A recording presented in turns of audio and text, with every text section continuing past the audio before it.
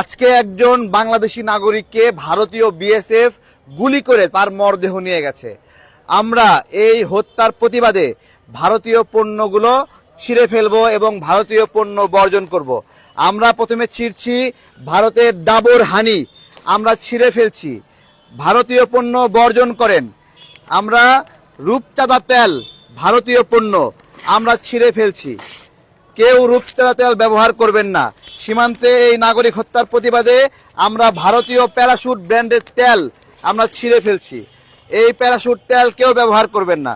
এই সীমান্তে নাগরিক হত্যার প্রতিবাদে বার্জার, এটি একটি ইন্ডিয়ান ব্র্যান্ড, এই ব্র্যান্ডের আমরা পণ্য ছিঁড়ে ফেললাম, এটা কেউ ব্যবহার করবেন না।